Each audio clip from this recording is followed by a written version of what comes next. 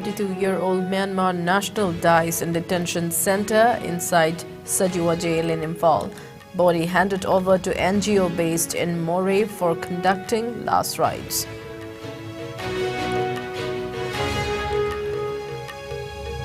And the NPS court Thoubal awards life imprisonment to 34-year-old man from Thoubal Moijing Mayailekai in 2017 drug case.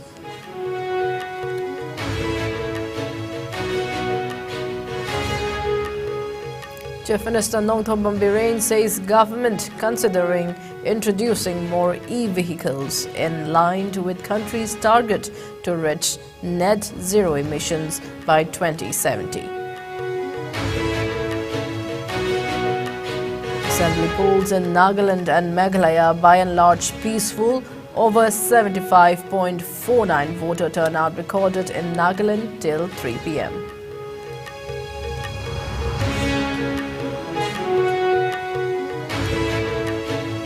And two excavators belonging to Keystone Infra set on fire by suspected NSC and IM cadres at Kharam Vaipai village in Kangpopi district.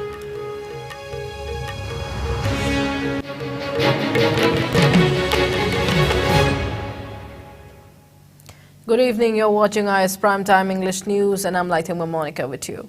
Before we begin, IS News would like to remind our viewers to practice physical distancing, hand hygiene and wear mask. Please protect yourself and get vaccinated to ward off the virus. Now the news in detail. A 32-year-old Myanmar national who was under detention at the Sajiwa jail in Imphal, Manipur was found dead. According to the report, the deceased Myanmar national was among the 80 Myanmar nationals lodged at the foreigners' detention center inside Sajiwa jail in Imphal. He was held and lodged at the Imphal detention center in Manipur for allegedly illegally entering the state. The deceased Myanmar national has been identified as Lamkhochon Guite. He was arrested from Tengnopal district in Manipur, bordering Myanmar on January 27.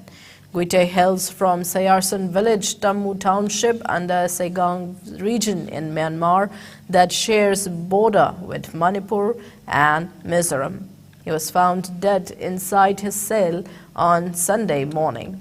After a post-mortem examination at Jennings Mortuary, Imphal, his body was handed over to an NGO based in Moray for conducting the last rites.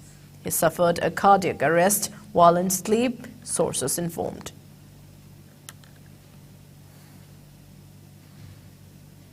And the NPS court Thoubal today awarded life imprisonment to Mohammad Rakibur Rahman, aged 34 years, in a drug case.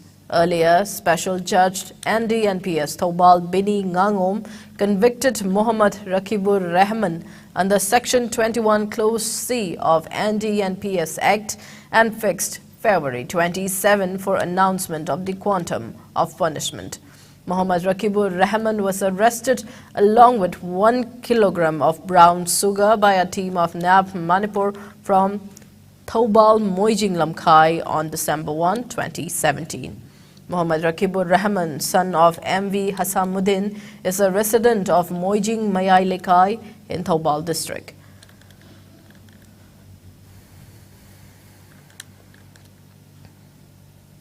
Chief Minister Nongthombam Birane launched 2 e-vehicles for Manipur Planning Department today. During the event held at CM Secretariat, Chief Minister Nongthombam Birane emphasized the benefits of e-vehicles and said that electric vehicles can help reduce carbon emissions and not only prevent air pollution but also keep the environment clean. He asserted that the state government is considering introducing more such electric vehicles in line with the country's target to reach net zero carbon emissions by 2070. It may be mentioned here that India has promised to cut its emission to net zero by 2070, missing a key goal of the COP26 summit for countries to commit to reach the target by 2050. Prime Minister Narendra Modi made the pledge the first time India has set a net zero target at the Glasgow summit in 2021. The two e-vehicles launched today, Tigor EV sedan and Tata Nexon compact SUV, are manufactured by the Tata company. EV charging stations and requirement are being made available at vehicle showroom. Sources told IS News that the state government, in collaboration with the Tata Power, has held necessary talks to set up charging stations in every district of the state, considering the increase in usage of e-vehicles in the state. The Tata company is also offering a subsidy of 20% for registration fees on electric vehicles manufactured by the company. Discussion and voting on demands for grants 2023-24 amounting to 8,951 crore 84 lakh 61,000 rupees for 7 demands were held during the 7th sitting of the ongoing 3rd session of the 12th Manipur Legislative Assembly today. The demands include demand number 11, medical, health and family welfare services; demand number 12, municipal administration, housing and urban development; demand number 15, consumer affairs, food and public distribution; demand number 17, agriculture; demand number 18, animal husbandry and veterinary, including dairy farming; demand number 20, community and rural development; and demand number 30, planning. Opposition MLAs K. Ranjit and Th. Lokeshwar raised policy cut motion for demand number 11, 15, 18 and 20 in the House. Meanwhile, drawing attention of the Mahud Minister Wangkai MLA Thangbam Arun Kumar moved a call attention motion on the reported indefinite ban along the Imphal-Ukhrul Road imposed by the women street vendors of Kumanlampak area. Besides, the House also witnessed questions and answers on different government departments.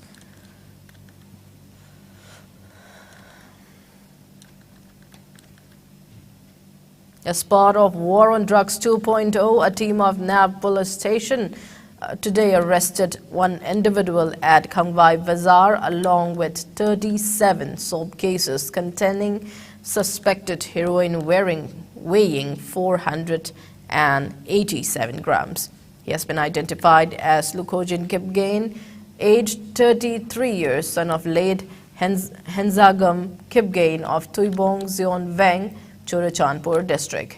The team also seized one red Pulsar registration number MN01N6022 from him. A case has been registered by NAB PS for further investigation.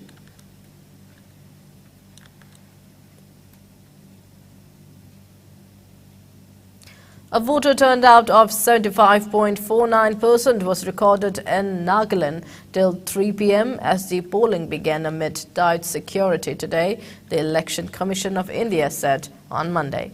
Additional DGP Law and Order said that, barring some minor incidents, polling is by and large peaceful.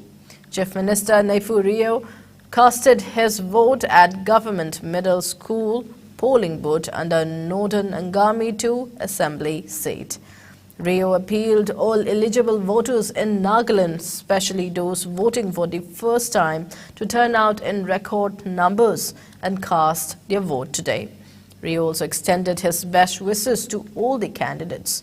Voting in Nagaland for the Assembly election 2023 began at 7 a.m. today amid tight security. Polling concluded at 4 p.m. Over 13 lakh voters exercised their franchise in 2,291 polling stations for 59 assembly constituencies out of 60 to determine the fate of 183 candidates, including 4 women candidates. One seat was already won uncontested by the BJP. Out of 2,291 polling stations, 777 are critical and 720 polling stations are categorized as vulnerable. The Election Commission has set up 387 all-women polling booths as well as 38 model, 7 all-youth and 3 all-divyangs polling booths across the districts. Adequate security measures were put in place to ensure peaceful polling. As part of the precautionary measures, prohibitory order was imposed across the districts and it will remain in force till today evening. The international and interstate boundaries have also been sealed to prevent troublemongers from entering the state. However, movement of essential commodities, emergency services into the state have been exempted. The BJP is contesting the polls with the ruling Nationalist Democratic Progressive Party NDPP on a 20-40 seat sharing arrangement.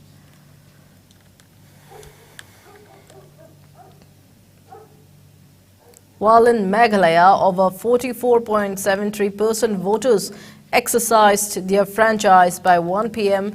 in 59 assembly constituencies in the state. Over 21.6 lakh voters will decide the fate of 369 candidates. Polling began at 7 a.m. and continued till 4 p.m., while the counting of votes will take place on March 2. Voting was conducted in 3,419 polling stations, including 118 booths managed by all-women polling stations. Meghalaya Chief Electoral Officer Frederick Roy said that the polling was held peacefully. Meanwhile, Chief Minister and NPP President Conrad Sangma utilized his vote in the South Tura constituency. The Chief Minister also appealed to all the electorates to exercise their right to vote. Another NPP candidate and MLA of Nongsteon, Macmillan Bersad, cast his vote during early hours. TMC State President Charles voted in his Nongtimai constituency in Shillong, while another TMC candidate, Andrew Silai, cast his vote in Zowai. BJP senior leader and candidate from Printhorum-Kra constituency, Alexander Lalu Heg, also cast his vote in Shillong. In Meghalaya, the ruling National People's Party, which has been leading the ruling alliance for the last 5 years, is fighting alone against former ally BJP, opposition TMC and other regional parties. The Congress, which was in power in the state till 2003, has fielded 23 candidates, while the Naga People's Front NPF is contesting in 22 seats.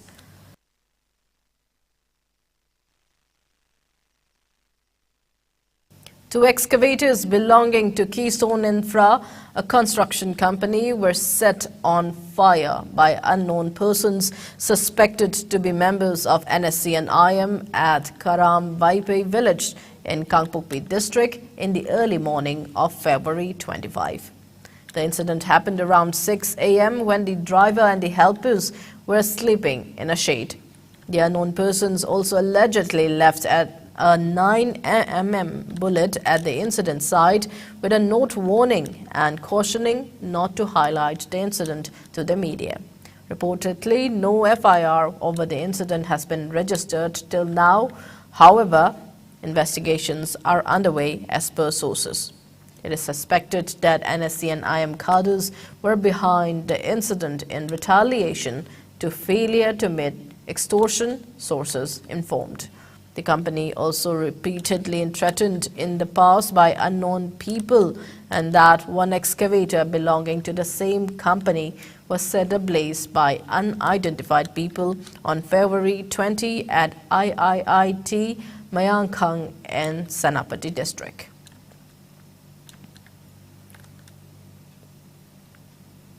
Condemning the failure of the authorities concerned to repair the much neglected the IVR passing through Thobal Kuno village in Wangkhem constituency in Thobal district, irate residents of the area have imposed an indefinite blockade of the stretch of road today.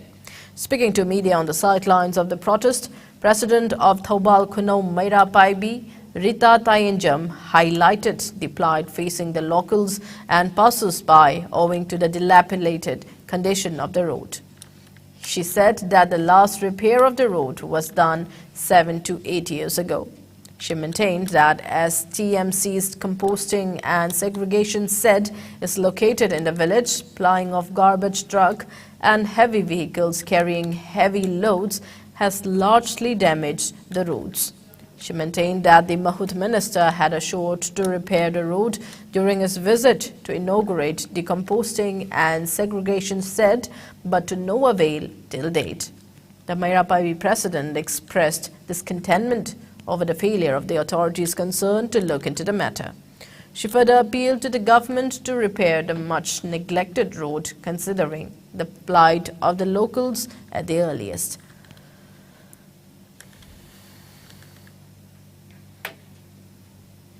It's time for a short commercial break. Keep watching IS News. Go Aviator Academy, a complete platform for aviation aspirants, inspired by experienced professionals.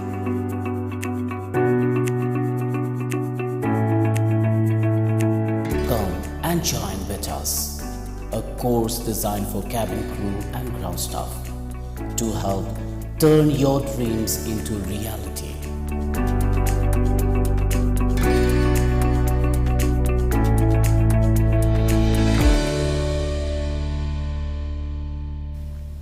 Welcome back.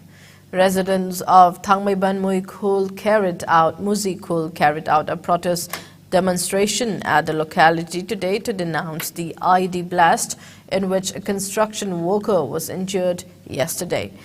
The injured construction worker, Vikas Kumar, aged 33 years, hails from Bihar.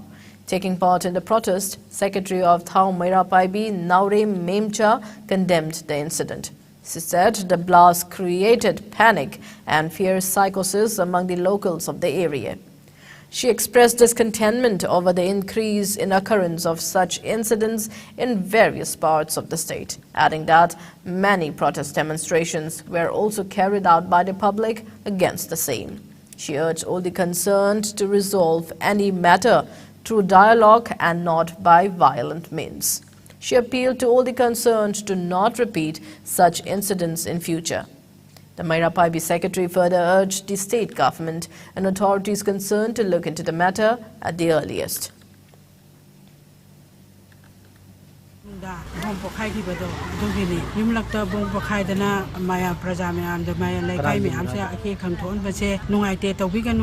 Kaya hana sumaya puna mo sahina ka bani adu sum tawbi karingba mo na nungai na da balai ra gadi mo masen amaga ya channa na ba ama ba ma tawna biu adu ga chmai tawdana mo na mi chu lai ta ba ma phamjida mo na nungai na draga mi lai ta ba adagi labor mayam chu choe labor chu cho imni chmai na adagi asolana labor mi mayam chu pakhatana wan thana ba yawi adu chugum ba che yari ma khai di yung la bo ai ba che ma chim ta di tawbi ga no na mara pa gi secretary wa na ma andai che Haibung Pokpi Youth Club in Imphal West District, along with Veterinary Department, carried out a vaccination drive for cattle and dogs at the club ground today. Speaking to media on the sidelines of the camp, veterinarian MONIKA Dilrash said that the drive was carried out with an aim to prevent black quarter BQ, which is an acute infectious disease and a highly fatal disease among cattle and dogs. He further said that often cattle die from consumption of banana leaves and urged the people to gather banana leaves and keep them separate after feast. Around 85 cattle and dogs were vaccinated during the drive.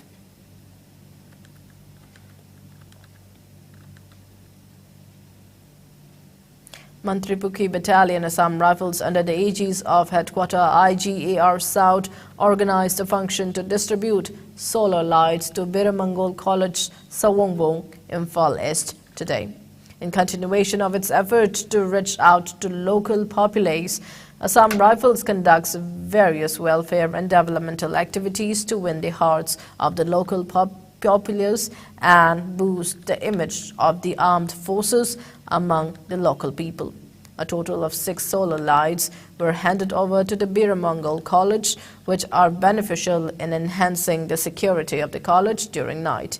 K. Bomcha Singh, MLA Lamlai Assembly Constituency, was also present during the distribution ceremony held at Biramangol College.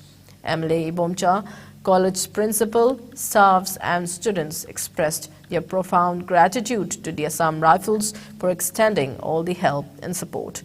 Such gesture will go a long way towards endearing local populace towards Assam Rifles, a release from IGAR South said.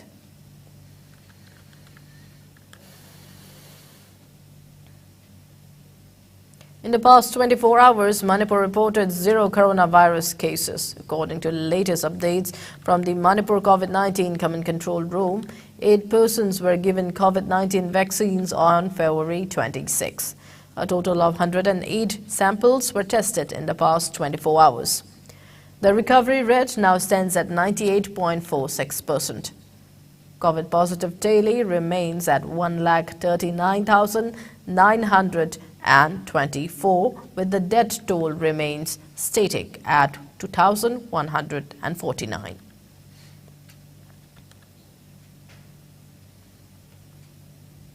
Meanwhile, India reported just 184 new COVID-19 cases in the last 24 hours. The new infections took the country's total caseload to over 4.46 crore, while active coronavirus caseload has increased to 2,229.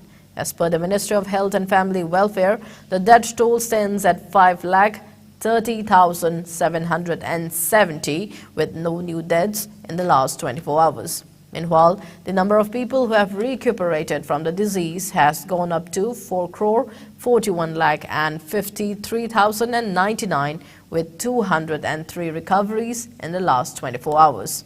The country's recovery rate stands at 98.81%. Over 220.63 crore vaccine doses have been administered under the nationwide vaccination drive. The top 3 states contributing maximum number of cases to India's tally are Maharashtra, Kerala and Karnataka. Meanwhile, in the northeast India, Assam has the highest cases, followed by Mizoram and Meghalaya. COVID-19 has infected over 67 crore 97 lakh, while more than 67 lakh and 98,000 have succumbed to the virus, and recoveries are above 65 crore and 25 lakh. Globally, the United States of America has the highest cases, followed by India and France.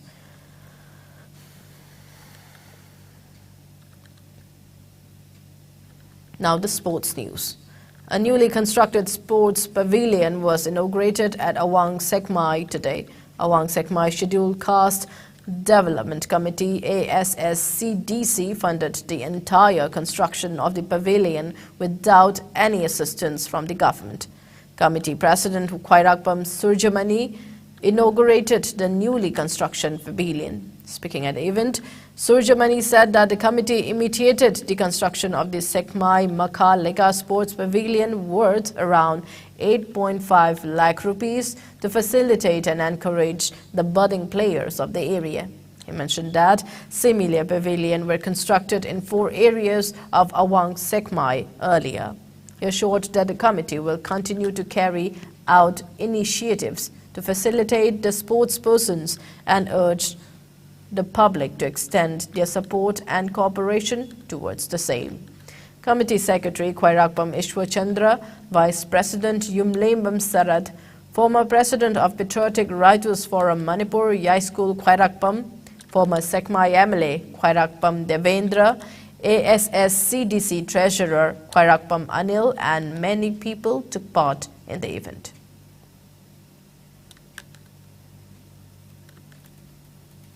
Awang Sekmai Makha Lekai Maning Sports Pavilion Sangha Jaribasi Manga Subani Mamangda Kaujeng Lema Kuno Langjaibung Kaujeng Lema Mamang Lekai Aikoina Miam the Kusin Nazagre Nasi Aikoina Asigumlava Sanabung Asida Sports Pavilion Makatari Bisi Maramdi Punjing Aikoigi Manipur Hogalaki Banaharon Singchi Drug Rom the Mai Onsin Kiba Drug Rom the Mai Onsil Libasi Amuhana Ontolaga Aikoigi Sana Konaba Dinjang Gaijang Daba Adagi Sang Paba Lan Chenba Ohelasi Haibagi Timda Aikoina Sports Pavilion Asi Miam the Kuchin Nazabani Committee Asina Aikoina Matang the Paikachaki Kanjari Basi Aikoi Hunjik Kungang Asida Asuki Matik Isingi Awaba Mayokna Basi Aikoi. In women's cricket, Australia lifted the ICC T20 World Cup trophy for the 6th time.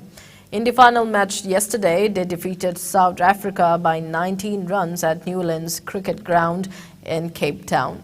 Chasing a victory target of 157 runs, the host could make only 137 runs for the loss of 6 wickets in the stipulated 20 overs.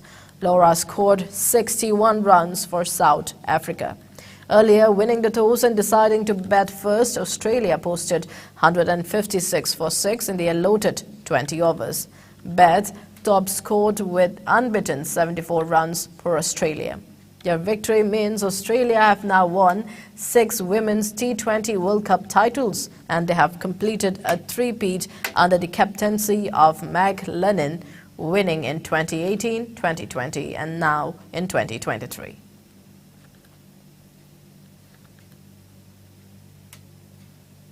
Manchester United ended their 6-year wait for silverware as they beat Newcastle United 2-0 to win the Carabao Cup in Wembley Stadium. United last won a major trophy in their 2017 Europa League campaign and looked comfortable in their display against Eddie Howe's side as Casemiro's header and Marcus Rashford's goal gave Newcastle too much to overcome in their first League Cup final appearance since 1976. Newcastle's fan, who had created a sea of black and white with giveaway plastic flags at the stadium's west side during the closing minutes, drifted away before the trophy presentation. The club has now lost each of their past 9 matches at Wembley, a run that began in the 1974 FA Cup final. By contrast, Manchester United's fans were in full voice as Bruno Fernandes raised the trophy, which they hope will be the first of many under Erik ten Hag. United have enjoyed an improved season in their first term under the former Ajax manager. They are third in the Premier League table and still in the Europa League draw. Ten Hag is the first manager at Old Trafford to win silverware since Jose Mourinho.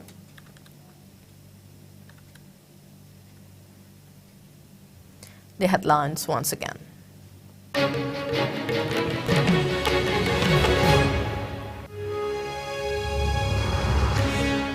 32-year-old Myanmar national dies in detention center inside Sajua jail in Imphal. Body handed over to NGO based in Moray for conducting last rites.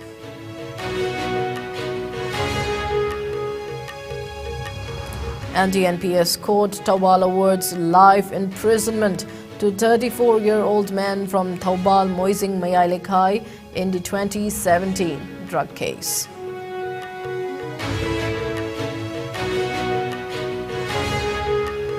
Minister Nongthornbam Birane says government considering introducing more e-vehicles in line with country's target to reach net zero emissions by 2070.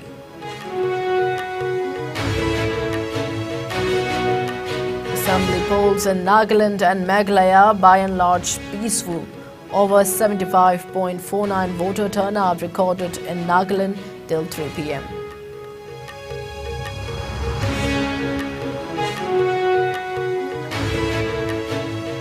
And 2 excavators belonging to Keystone Infra set on fire by suspected NSC and IM cadres at Karam Baipai village in Kangpokpi district.